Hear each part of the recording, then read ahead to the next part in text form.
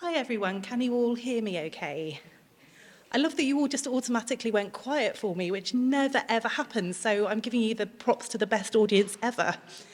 And thank you so much for making it today when a tube strike is on, so you'll clearly either live on the Thames Link lines or just really cannot wait to be here and hear Nicolas talk.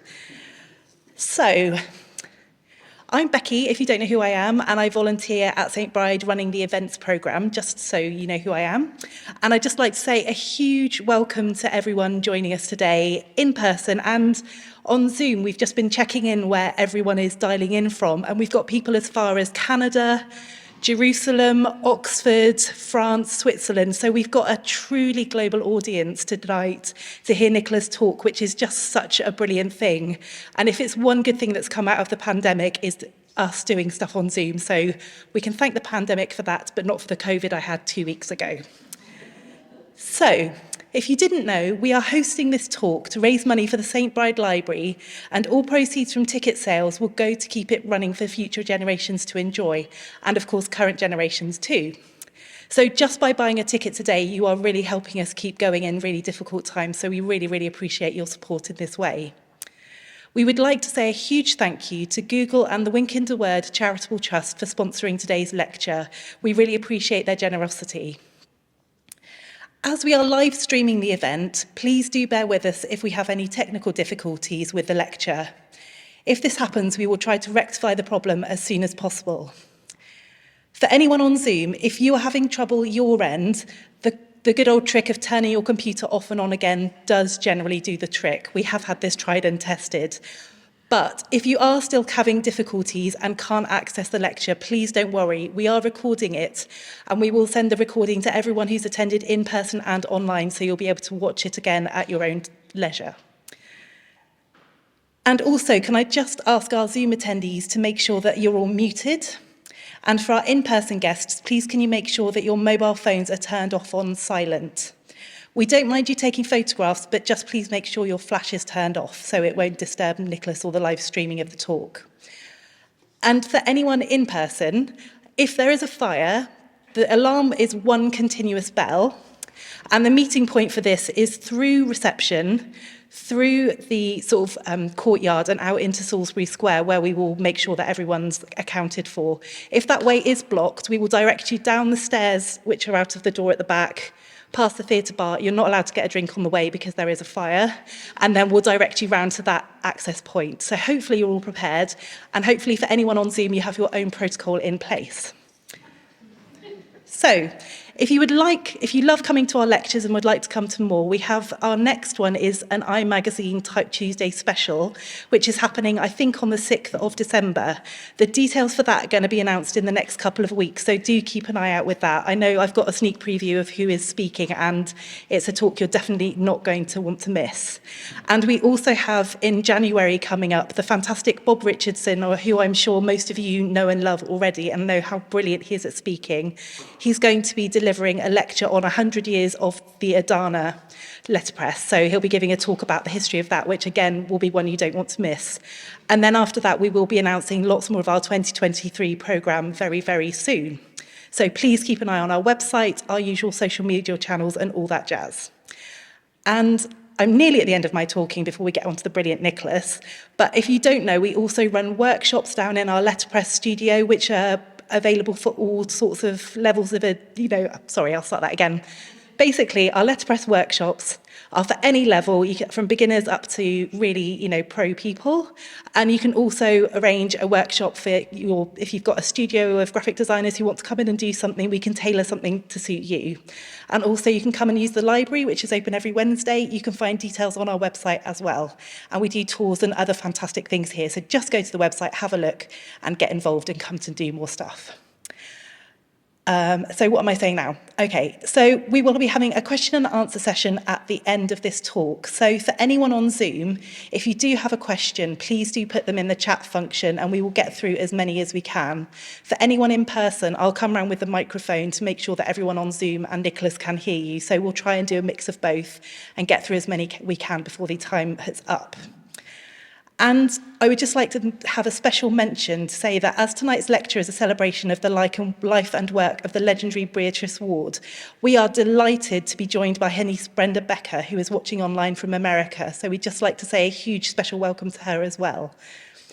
And I would now like to hand over to the chairman of the St. Bride Foundation Trustees, Simon Esterson, who will introduce Nicholas. So thank you all very much.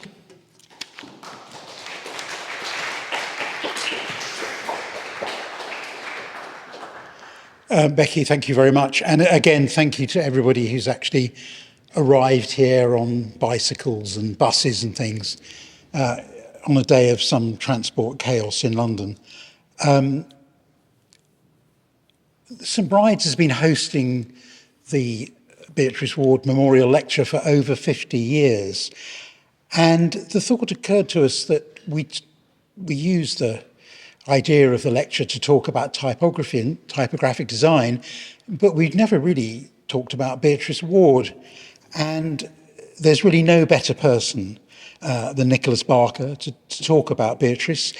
He met a new Beatrice, and we know Nicolas as a long-standing trustee of St. Bride, but also he's the biographer of Stanley Morison, who will be appearing in due course in the lecture. Nicolas has been passionate about printing from a young age. After university, he went into publishing and worked for Rupert Hart Davis, Macmillan's and the Oxford University Press. He founded his own press at one stage. He's been editor of The Book Collector, head of conservation at the British Library, and a consultant to institutional libraries around the world. So we're extremely honoured to have Nicolas here this evening, and very much looking forward to his recollections and his outline of the career of Beatrice Warde. So Nicolas, thank you very much.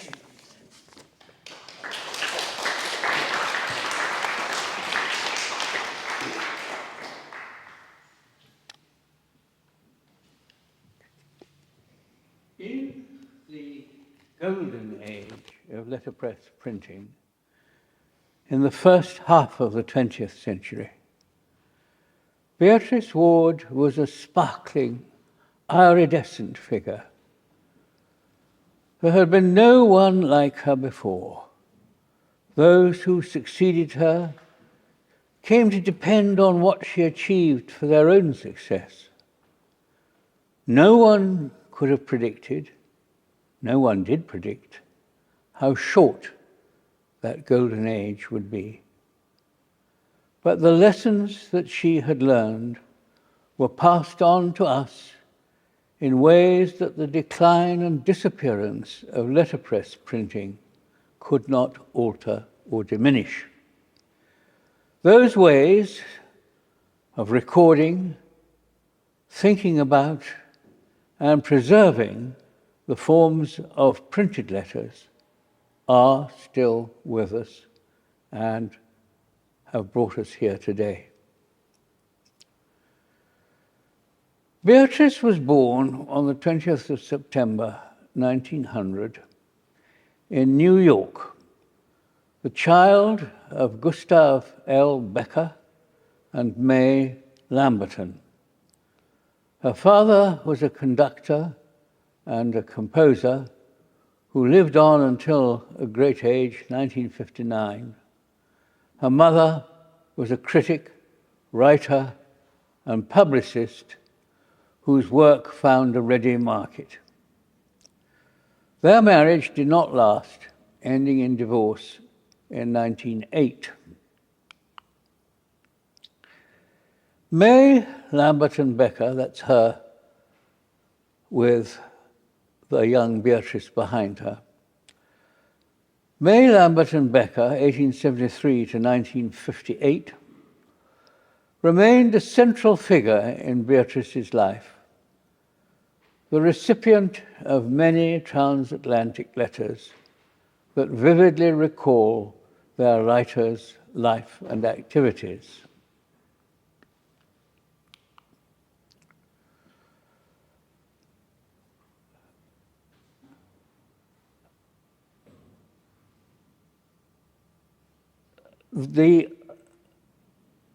After a school on the west side, I don't know if that was up a tree on the west side or not,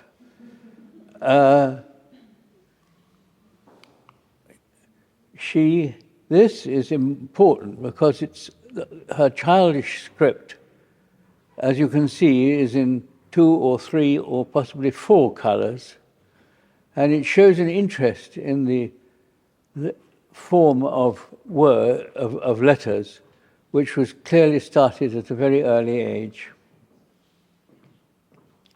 But after school, she went to Barnard College, which was part of the Columbia University on the west side, and it's clear that letters and their shape had engaged her as a child, and she never lost that interest.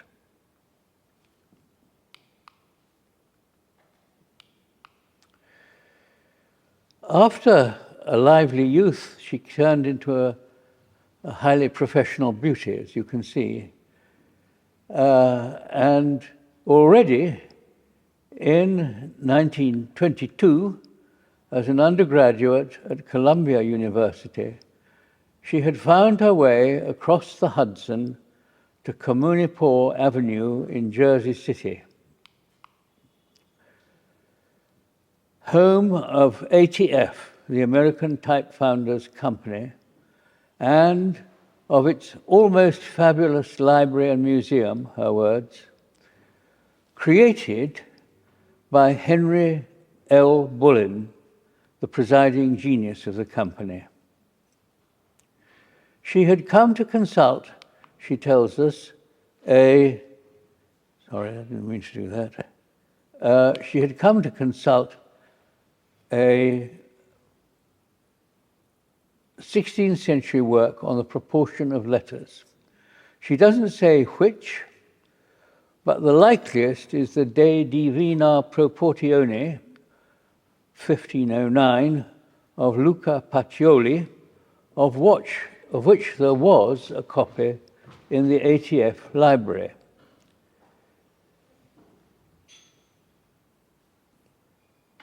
And the catalogue, ATF catalogue to this day reads, First Treatise on Type Design. That could hardly be the case in 1509, but at any rate it showed the right direction. And it may seem a very long way from Beatrice's coloured script to Pacioli's geometrically constructed capitals, but it was a way that she found, aided by a family friend of her mother's, the already famous printer and designer Bruce Rogers, who provided a letter of introduction to Bullen. ATF had come into existence due to the merger of scores of individual type foundries all over America.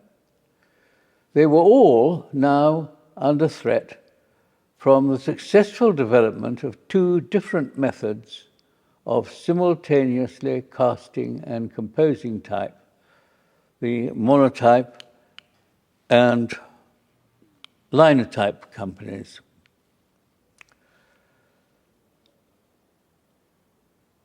Linotype linked keyboard and caster to produce slugs, solid lines of type. Monotype combined 2 processes, which you see in the slide, a keyboard cutting holes in a paper roll in a reel which drove a caster producing lines of individual types, and you see them coming off the caster on the other side. Both were American inventions, but Monotype, the more versatile, it could be corrected, which Linotype could not. It only could be corrected by recasting. Monotype had become an English company, while its managing director, Harold Duncan, was American. He had built up a team to develop and improve Monotype, both in engineering and design practice, with an inspired engineer Frank Pierpont in charge of the former, engineering, while Duncan himself presided over design. Both firms had to compete with conventional type founders in the variety and strength of the types and the letter forms that they had to offer. Their first task was to imitate what was already available. And Monotype was the first to look beyond this, to see novelty as well as mechanical invention as a selling point. So, besides old style and modern, now came Veronese in 1911, hallowed by imitation of the legendary Roman of Nicolas Jensen, Imprint in 1912, old-face enough to match Caslon, Caslon itself being out of bounds as the original property of H.W. Caslon and Co. Limited, and Plantin in 1913, Pierpont's own essay in 16th century Roman style. Bullen responded with Maurice Benton's Garamond, which caught the eye of Rogers, and also Daniel Barclay Updike, the great Boston printer.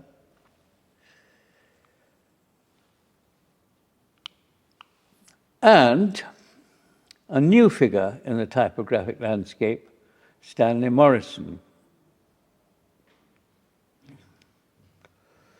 Bullen and Morison had been corresponding since 1921, and Bullen had been interested enough to cross the Atlantic in 1923 to see for himself the sources from which the new monotype designs sprang.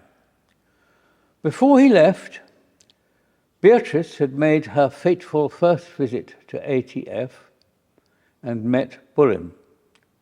He had been impressed by her, and she now came by invitation in answer to his advertisement for an assistant librarian, armed with another handwritten letter from Rogers.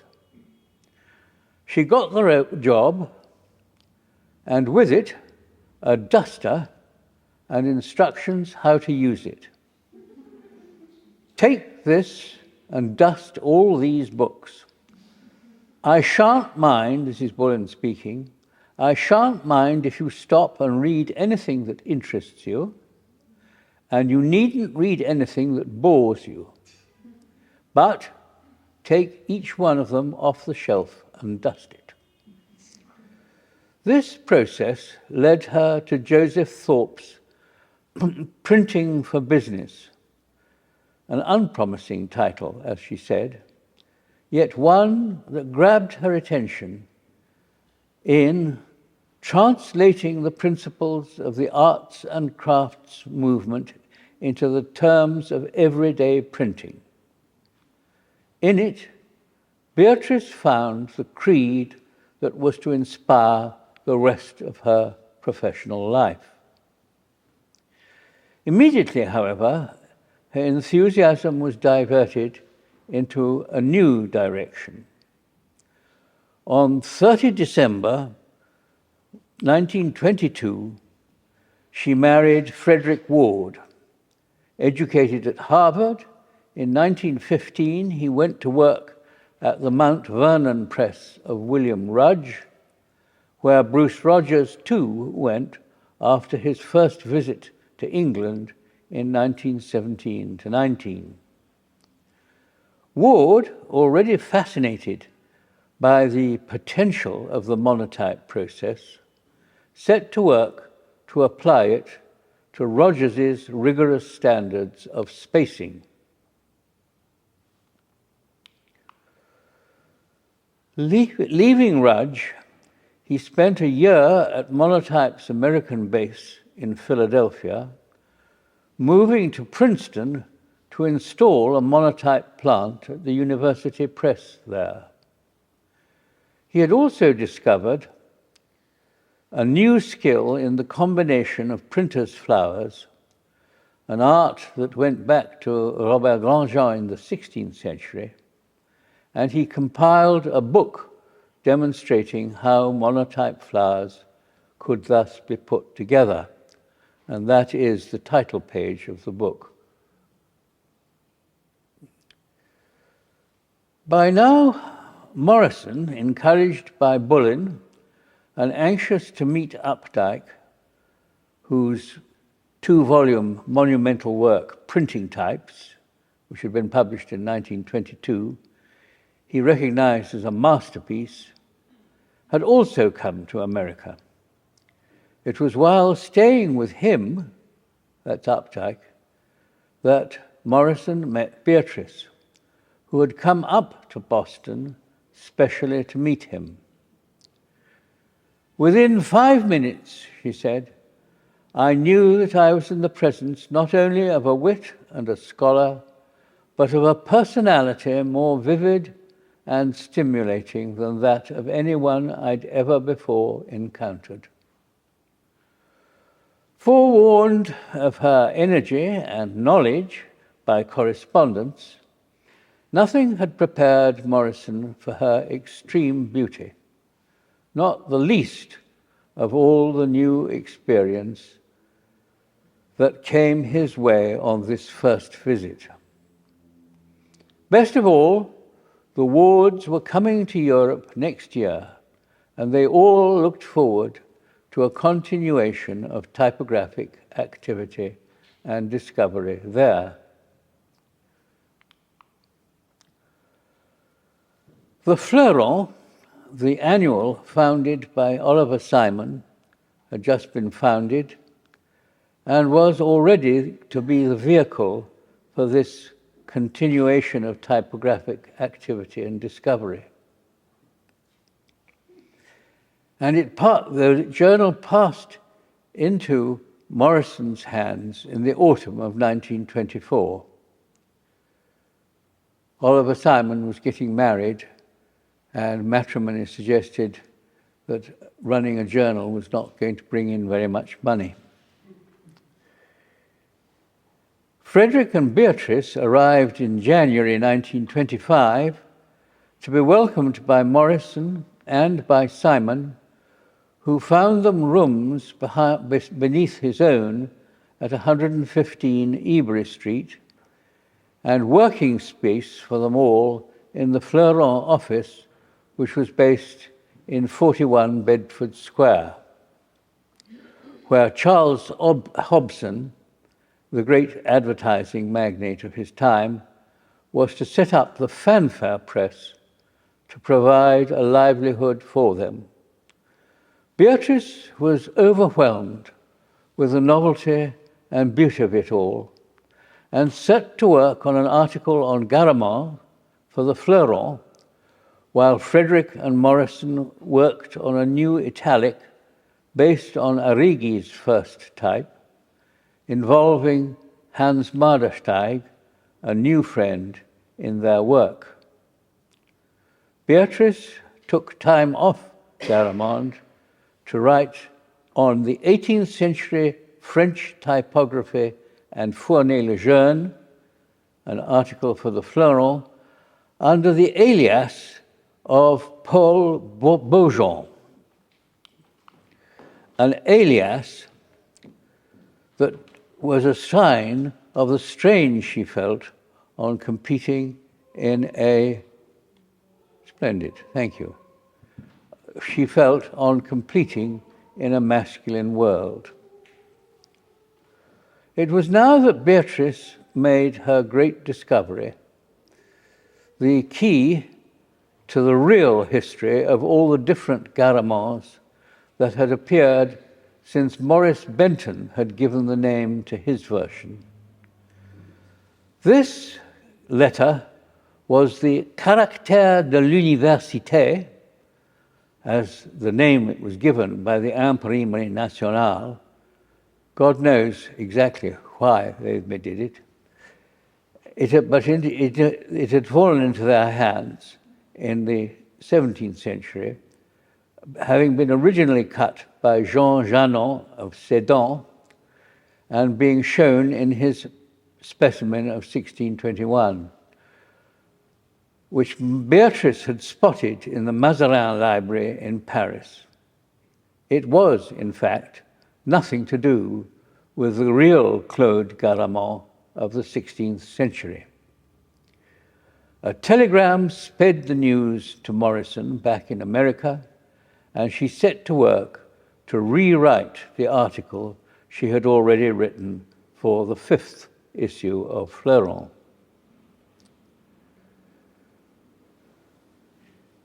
I'm glad to say that Remy Jimenez has now compiled a book on the definitive history of the Garamond type, which he has not actually continued to deal with the false imitations of the later centuries.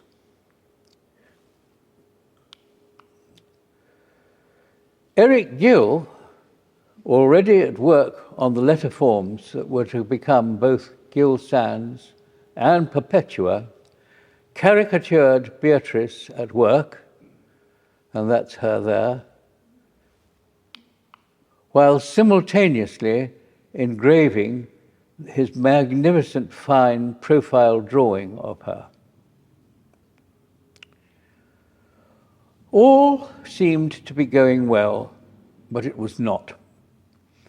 Beatrice was hopelessly, head over heels, in love with Morison, who, as a married Catholic, could not reciprocate. The quartet of January 1925 had split in four by the autumn of that year. Frederick, beside himself with rage and misery, was packing up, typing as his train sped to the coast, a long diatribe against historicism in modern typography. Beatrice told her mother the whole story and herself went back to the USA, where Morison was promoting the new Fleuron and working for Doubledays. They barely met, but after a bleak Christmas, the sundered threads began to come together again. Beatrice returned to London as editor of the Monotype Recorder, the promotional journal put out by the company, for which she wrote, not history in this case, but an essay, What Accuracy Means, a lively account of the process of manufacturing monotype matrices. She also enlivened what she wrote with her own layouts. This is a rough of Beatrice's work. And Maggs Brothers, the booksellers, published a facsimile of the Janon specimen for which she wrote the text. Authorship now came easily to her, and she contributed a magisterial article on decorative printing in America to the 6th volume of Fleuron, larger and grander than its predecessor.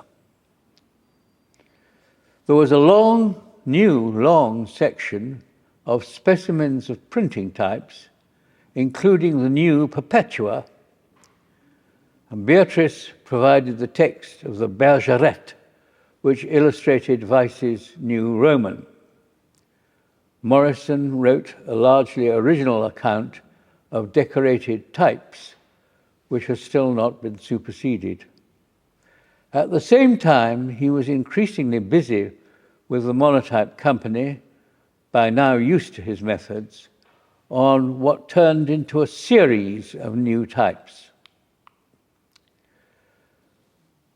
Gill Sans was provided with a broadside designed by Beatrice, and the extended Gill Sans range found ready buyers. Bembo, long in gestation, was an instant and widespread success in 1929. And Beatrice made the recorder the vehicle for a series of lively articles and other pieces, besides making it an appropriately distinguished example of typographic design itself. Morison made new friends in Douglas Cleverden and Victor Gollancz, for whom Morison devised the famous bright yellow modern book jackets. For Monotype, Beatrice designed a series of broadside specimens which simultaneously displayed and described the new Monotype types. And the Gill broadside that you've just seen is one of her first exercises in that direction. Gill was captivated by Beatrice and drew and engraved her over and over again. She had large hands, and as he drew them, they turned into fists as part of the equipe of the Monotype font. She had set up house herself in Chelsea with an artistic family called Shuffrey, who went in for pottery. Beatrice's guests, including William Birch, the managing director of Monotype, he was a great favourite of Morison's, were set to work to make pots. Mr. Birch made a beauty, and they baked and glazed it for him. An old debt was repaid with the appearance of Bruce Rogers's Centaur as a Monotype font. And here is another of Beatrice's broadsides. It was about this time that Morison wrote a long letter to or for Beatrice on the relative demands of the intellect and human goodness. It is not clear that it was ever committed to the post, but Beatrice must have read it, summing up, as it clearly does, the basis of their continuing mutual admiration and affection. Gill Sans became the display type of the 30s. It was used as the standard letter form of the London and North Eastern Railway, which had just come into existence, the regrouping, just like the type foundries in America. The railways in Britain were amalgamated in 1923. And the LNER was leading the way. It was shortly to be streamlined, its engine streamlined. And the railway's publicity chief, Cecil Dandridge, commissioned Beatrice to write a book on the LNER for American visitors. Beatrice saw to it that Gill Sans was plastered all over the floats that she designed for the Lord Mayor's show, with the legendary 25 soldiers of lead dressed in full armour, or again with a genuine Roman inscription being cut on the float by Gill's pupil, Lawrence Cribb, and matched on the other end of the float with a working Monotype caster. She followed Morison's progress, which now took in a new book on John Bell, pioneer newspaperman and sponsor of the transitional type that bears his name now. Also the production for A.J.A. Symonds's first edition club of Ambrose Heal's The English Writing Master, and lastly, the English newspaper, a history from 1604 to 1932. Morison was spreading his wings too.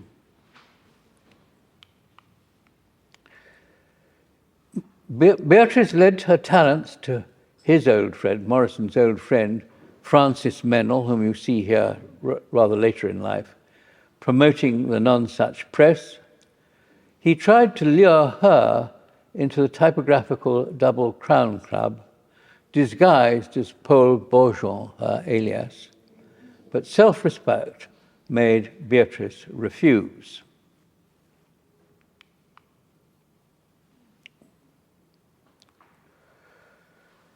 The next 3 years were dominated by Morison's attempt to campaign to redesign the Times newspaper, then at the height of its reputation for authority.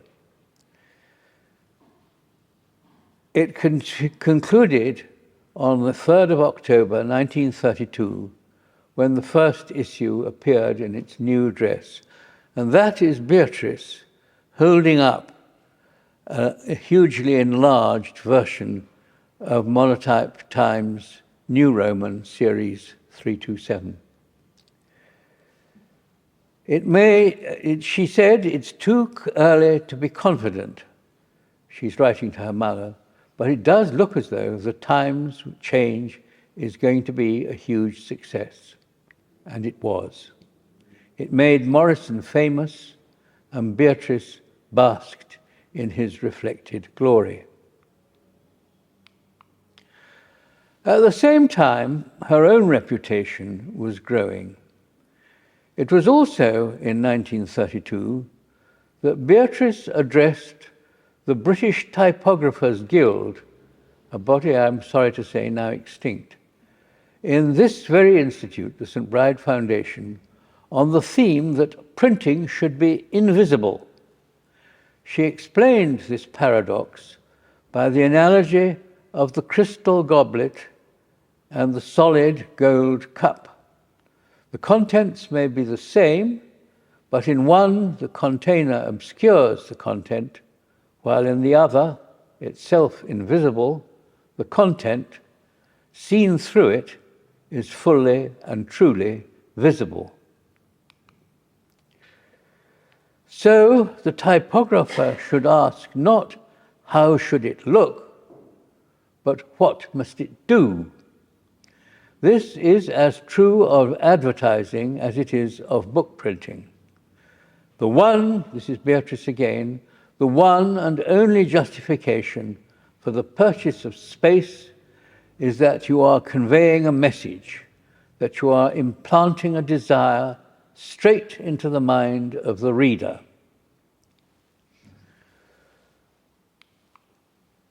Beatrice's talents now spread to the broadsides, works of great energy, determination, and a perfect expression of her personality, all set in monotype types. There's Albertus. There is, pause, stranger, you stand in a composing room. Here metal stamps called types are assembled by skillful hands. All these were seen in printing houses all over the habitable world.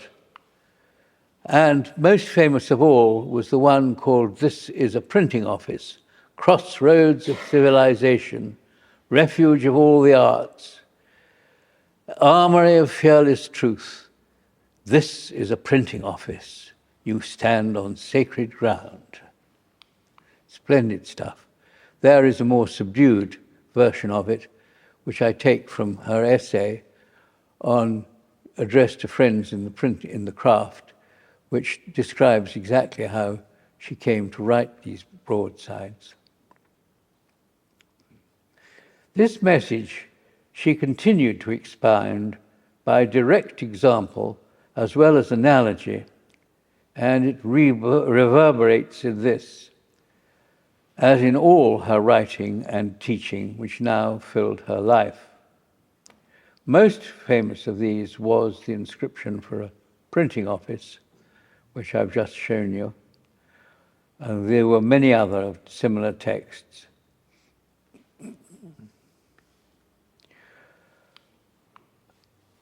As a beginner's guide, not just, she wrote an article, the article on the word book for the new edition of Chambers's Encyclopedia, and as a beginner's guide, not just to the history and structure of the book, but also to the philosophic concept of what a book means, this still has a resonance.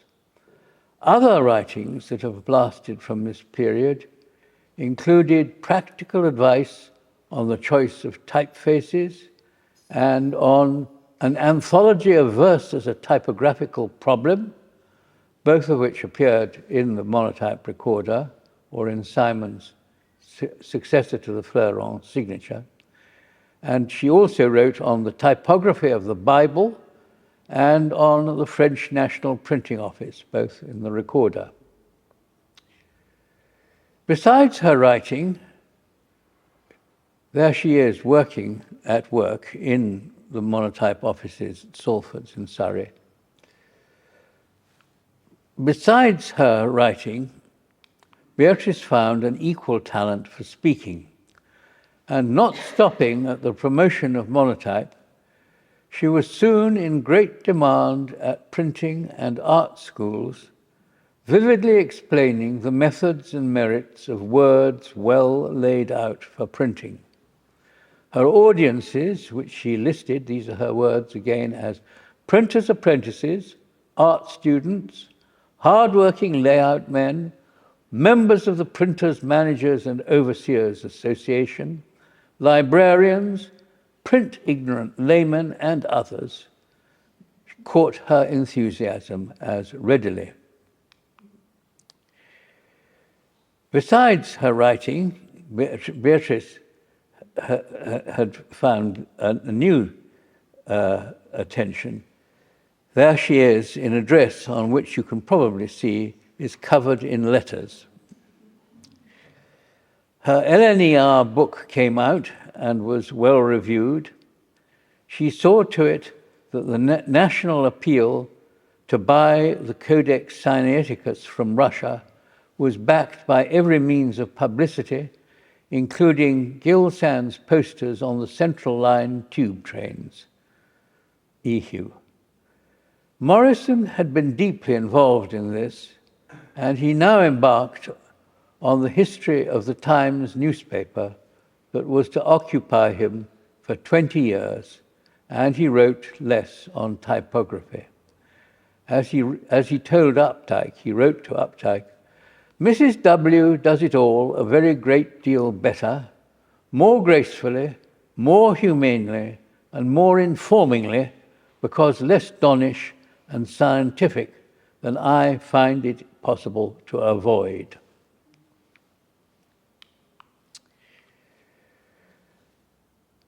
As the international crisis loomed, Beatrice led a less gypsy life.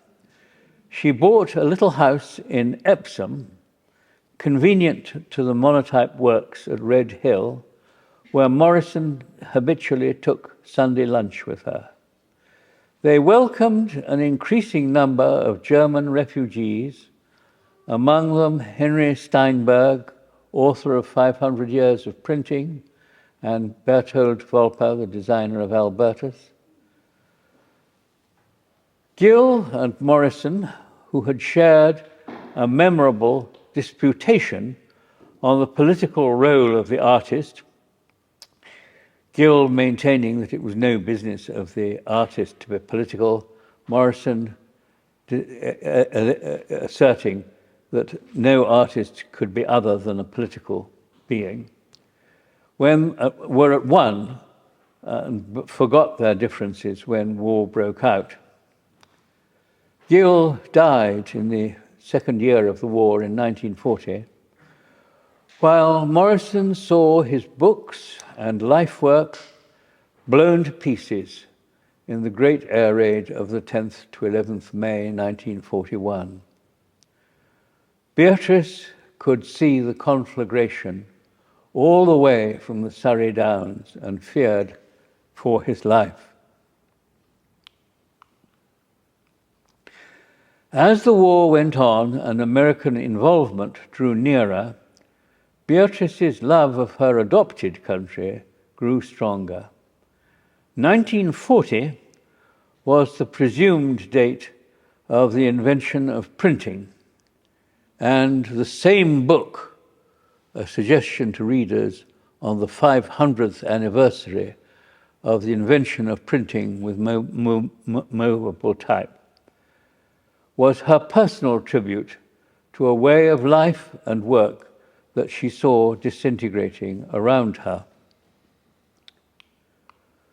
Her own fine italic hand spread the message all over the world. With her mother, she was an active advocate of it and of the fight against fascism, and they used the royalties from May Lambert and Becker's book, Introducing Charles Dickens, to buy and equip an ambulance for the much-bombed East End. She was one of the founders of American Outpost, launched to provide information on Britain in the USA. More important, most important indeed, and lasting, was the Books Across the Sea exchange service, on which she bestowed all her energy and enthusiasm to the day she died.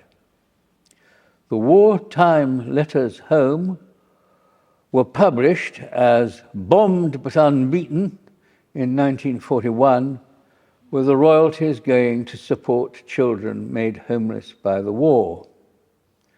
The same year, she returned to the USA to promote the book, spending an increasing amount of time there while the war lasted, urging the necessity of the two countries fighting as one.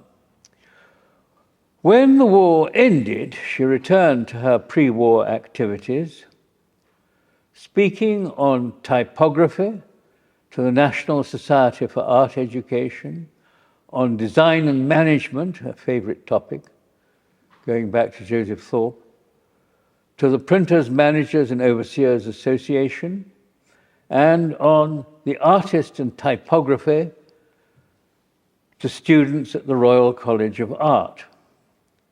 She wrote on tradition and progress in printing in the Times Literary Supplement, and for the Penrose Annual on artists and craftsmen, and on improving the compulsory book, a pioneering improvement of design for school books. She befriended Cyril Burt, author of the now discredited A Psychological Study of Typography, which came out in 1959. Her semi-autobiographical Notes on the British Typographic Reformation, 1919 to 1939, appeared in Printing Review in 1946, and again in The Crystal Goblet, a book in which these and other of her works were collected by Henry Jacob in 1955, with her essay as the lead piece. It had, as you saw, a suitably calligraphic jacket based on her own hand. Her mother, a regular summer visitor, came to join her full-time in Epsom and died there in 1958. She continued close to Morison, watching as he completed the last volume of the History of the Times and the semi-autobiographical Tally of Types, which appeared from the Cambridge Press in 1953, following the History of the Times. Morison died on the 11th of October, 1967, the very day that his great folio, John Fell, the University Press, and the Fell Types, was published. Beatrice followed him.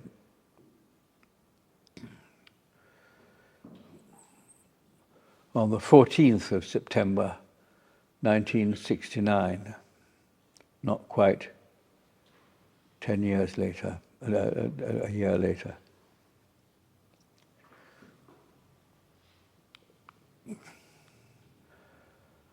I am a communicator. The words with which we began are aptly recorded in this portrait entirely made in printer's type.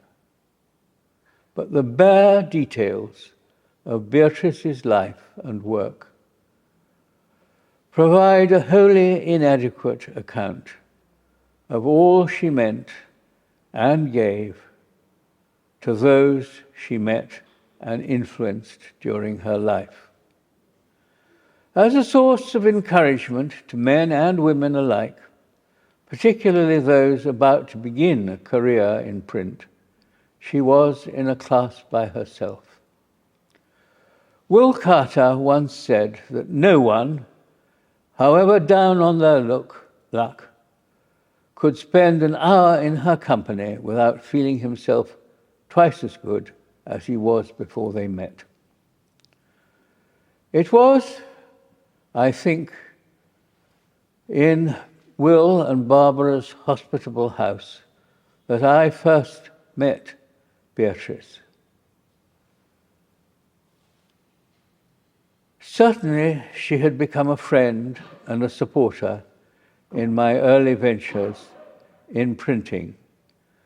By the 23rd of August, 1951, the day on which I was due to report for national service.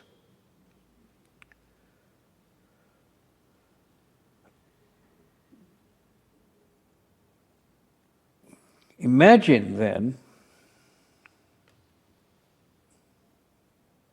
what I felt when there arrived at my cold Catterick barrack hut a large fat envelope full of Monotype brochures and advertising material designed by Beatrice to demonstrate its use, and now sent by her thoughtful and compassionate hand, just when printing and all it meant to me seemed most remote.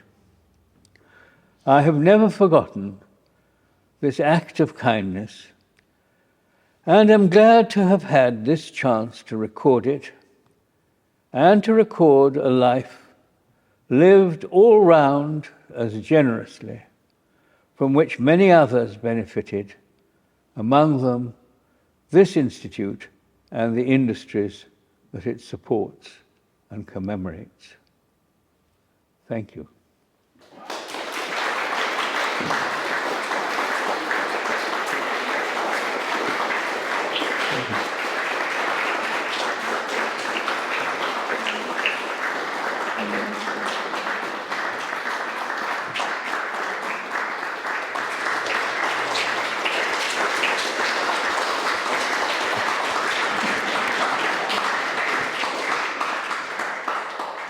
Congratulations on coming.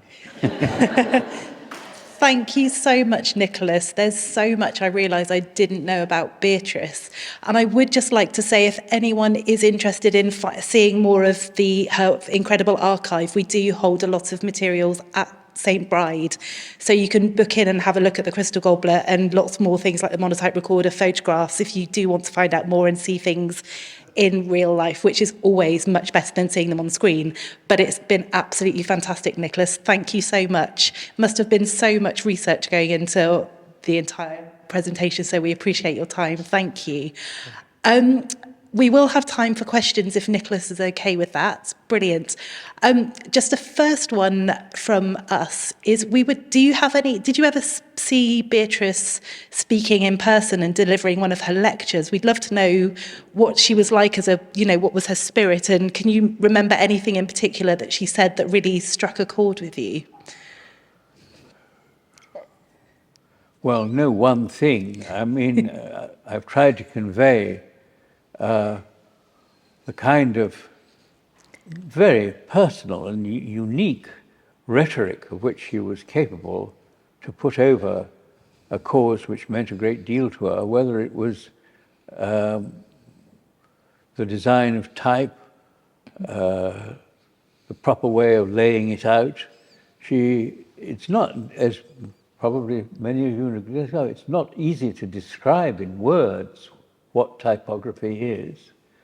Beatrice had that gift, and it was a way that enthused all the people who came within her ambit. I'm told that I'm probably the last person alive who actually knew Beatrice. That put a rather new slant on the whole business to me. No, thank you so much for sharing your insights with her. Do you have any specific memories of like a specific moment of meeting her, or anything you could share?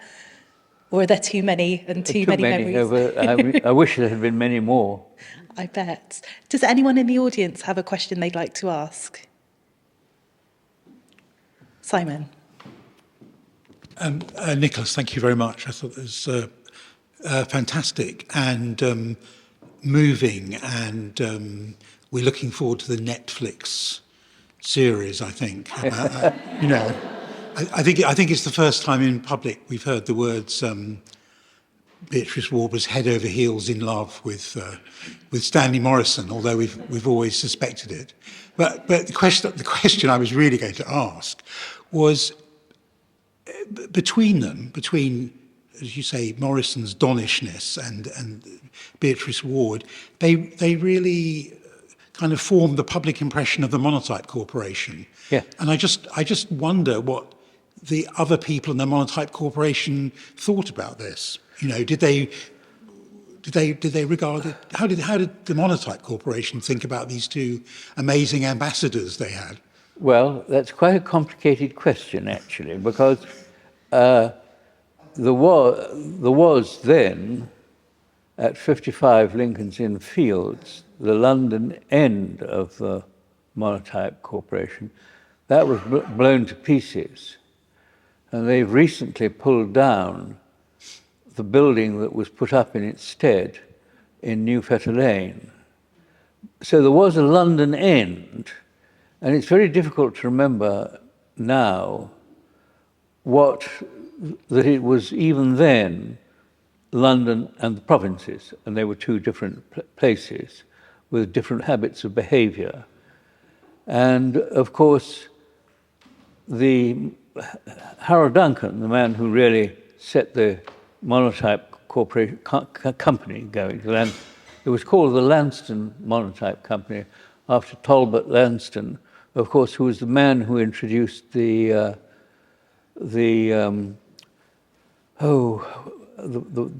punch cutting, the system that cut punches for both linotype and monotype.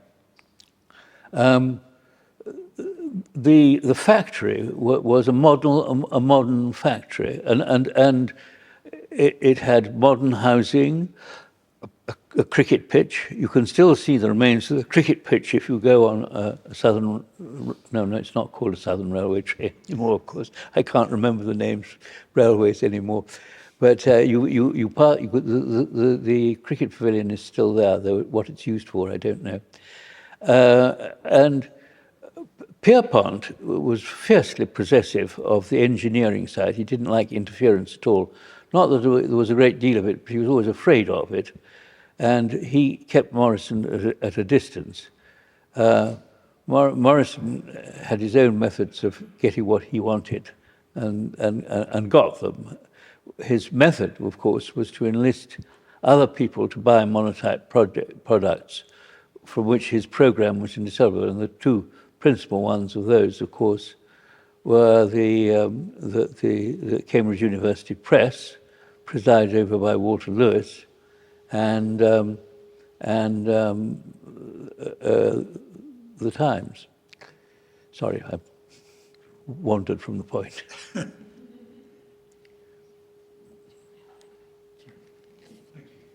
I'd just like to read a few lovely comments we've had on Zoom from our participants. We've just, sorry, bear with me while I find them. Lots of people are saying it's been a fantastic and personal insight and send their biggest congratulations. There's a question from Brenda Becker, her, Beatrice's niece. Hi, Brenda, lovely to have you here.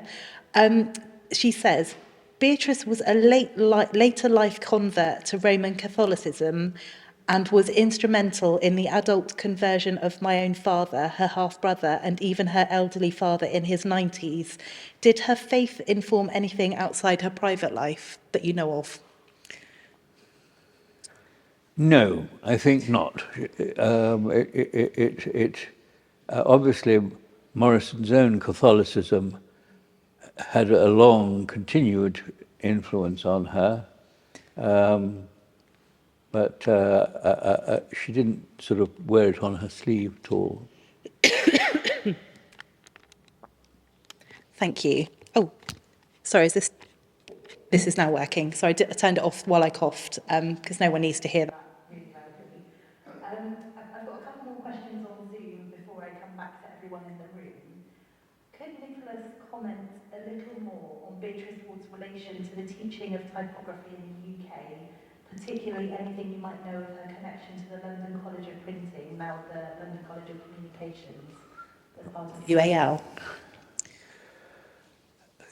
Well, all the many bodies, of which the London College of Printing was certainly one, to whom she gave inspirational talks, pitched at every level, from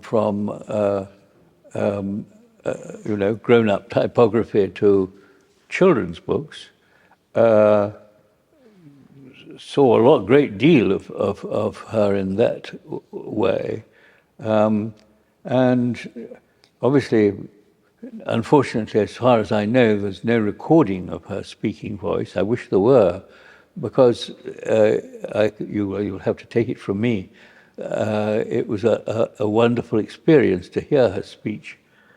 But there it is. Unfortunately, she's escaped that.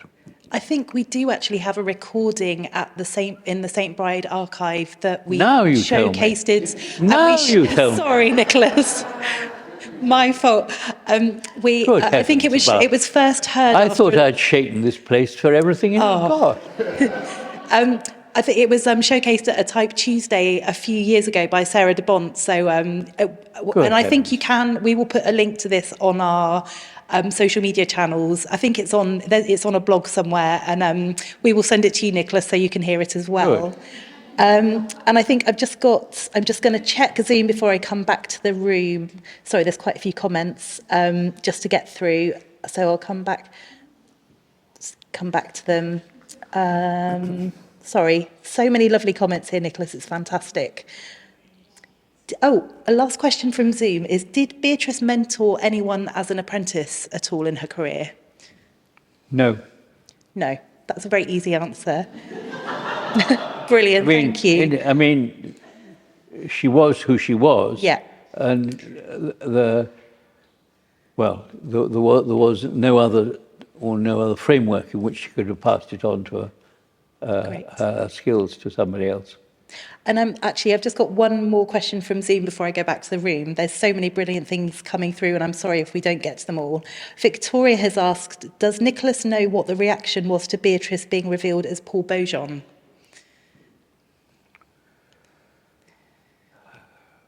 Well, it was an in-joke, obviously, and the fact that it wasn't a real Frenchman was, I think, known to absolutely everybody.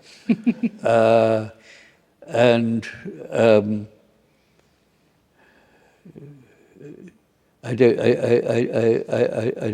think there was any adverse reaction to it. Her reaction to being, as it were, outed at the Double Crown Club was quite firm. Brilliant. Were you there at the time? No. No. Does anyone else in the room have a question? I'll come to Lily at the back.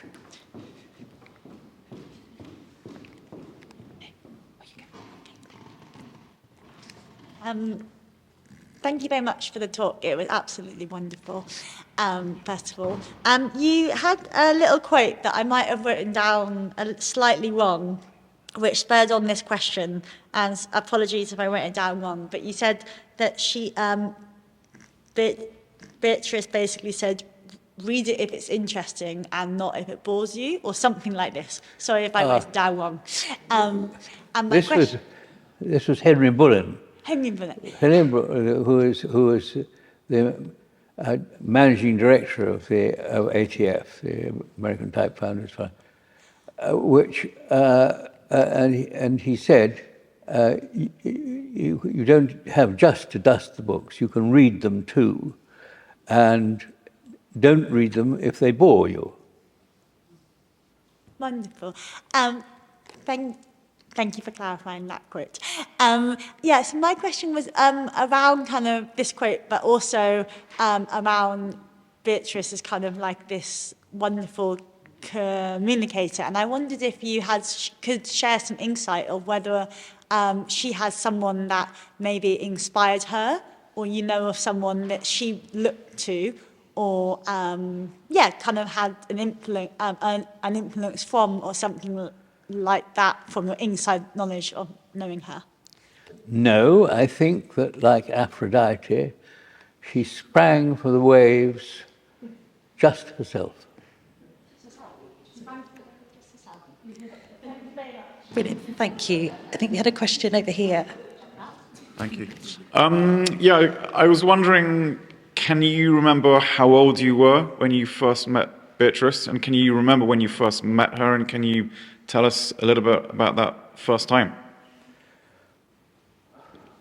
Well, I started printing books in 1947 and made the most fearful mess of things. And I was gradually steered into more sane and useful ways by a combination of the composing room at the Cambridge University Press and Will Carter, who ran his own Rampant Lions press and was at the moment, more or less at that precise moment, disengaging himself from the firm of William Heffer and Co. in Cambridge, where he was working as an employee, and setting up on his own as a jobbing and general printer. So that was about 1947, and at some point between 1947 and I suppose, well, I can only say 1951, I met Beatrice. I mean, Will and Barbara were inseparable, extremely hospitable, were lots of interesting people whom you met there. And I learned a lot from those meetings. And it was Will who I remember suggested that I should invest in 16-point Bembo as a basic font for doing everything I needed. And I stuck to that, which was very good. No, I can't point to a particular moment in the years in which I knew Beatrice. She died, you see, in 1969. That's a long time ago now.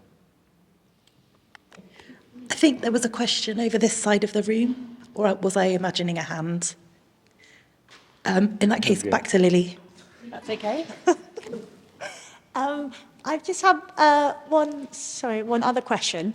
I wondered if you've got a particular, apart from this recording that you're going to get from Becky, if you've got one piece of literature that she's done that is your fave, and maybe why it's your favourite piece of either writing or work that Beatrice has done. Sorry if that's a loaded question.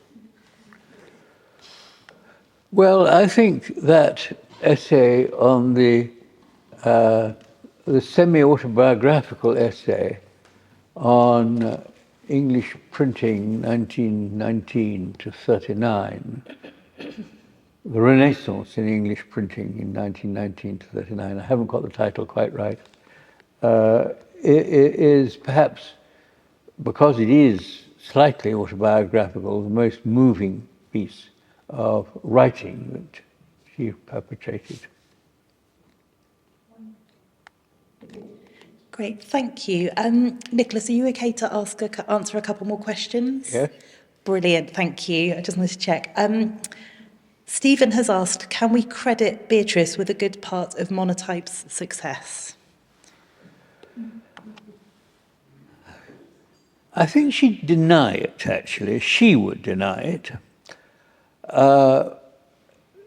Certainly, she regarded, and Morison backed her up in this, the company was what mattered. And she wouldn't have set a tremendously high.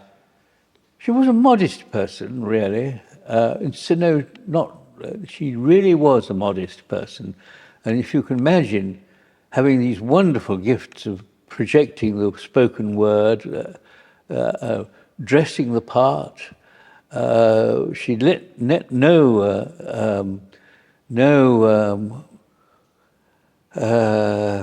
device or way of promoting what she wanted escape her at all. But she remained very modest about it. She regarded it as a job, a business. And following that question, do you think there's anyone today who's comparable in the world of typography, printing and design who comes close to the impact that she had? No, I mean, we all need somebody to talk about us and write about us. And it would be wonderful if there were somebody around who could, I mean, actually, it would make a very good television series, you know. There's a real story there if somebody would take it up. Absolutely brilliant. Does anyone in the room have a question? Yes, Ursula, I'll come and pass the mic over. I just wanted to comment on the fact that she was a governor here, and Yes. having read the minutes of when she was in action on a committee, a fundraising committee, it's quite clear that Mrs. Warde, as she's always referred to, was a kind of a force of nature just within these walls. And I liked to think of her as you've described her, coming through this place, which is relatively unchanged, and telling the library committee what she thought they ought to do. Yes. Quite right. Yes, absolutely. Thank you. Did anyone else have a question in the room? Okay, I'm just going to check on Zoom. Sorry, and bear with me. Thank you. I think we've come to a close on the questions. For anyone in person who would like to hang around, we have got a few more drinks available at the back if you'd like to help yourself. But if you have to run and get the tube, we completely understand all the other trains before it. Well, you can't get the tube. Thank you, Nicholas. Sorry. Run and get the other trains, not the tube. But it's been, thank you so much to everyone who's managed to get here in person. It has been such a delight to have you here.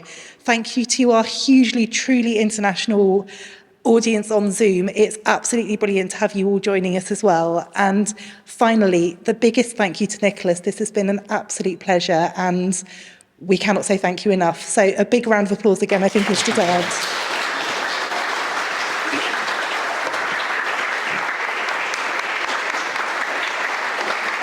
Thank you.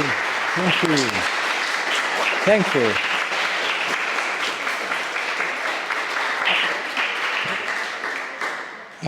Sorry, I just wanted to add some thanks. We should thank Becky, who has actually organised all this.